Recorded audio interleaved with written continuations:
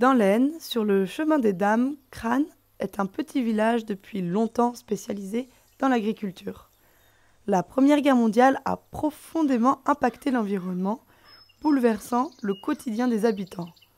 Aujourd'hui encore, ils doivent faire face à de nombreuses difficultés, héritage de la guerre. Noël Janteur est l'un d'eux. C'est une histoire agraire, donc essentiellement attachée à l'agriculture et à la forêt. Grand-père me disait, dès qu'il y avait un petit caillou, dès qu'il y avait une petite pierre, dès qu'il y avait une anomalie, on la ramassait, on la mettait sur le côté. Donc la terre, c'était du velours.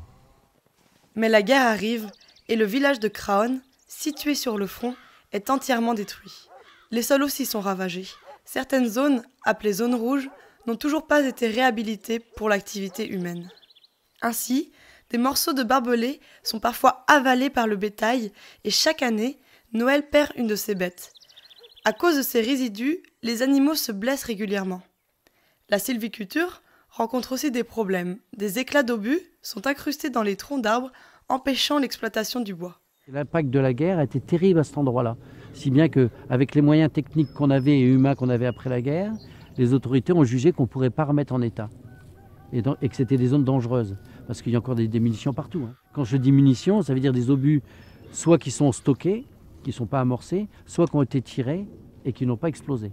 Oui, aujourd'hui, ce serait très difficile à remettre en état du fait de la dégradation des barbelés, de tous les résidus de guerre qui commencent à se dissoudre dans la terre. Les souvenirs de guerre affectent donc encore le travail des agriculteurs et des éleveurs.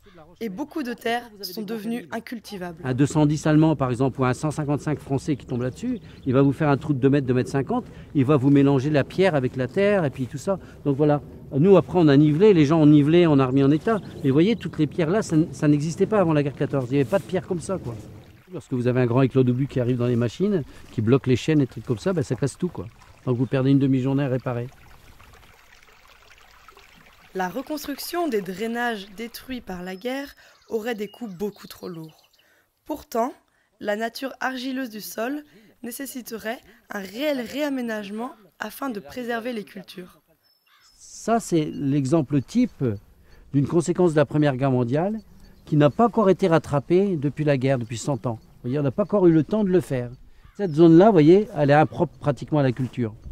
Et on y reste collé, quoi. Vous voyez, les outils sont restés plantés dedans et on laisse la récolte.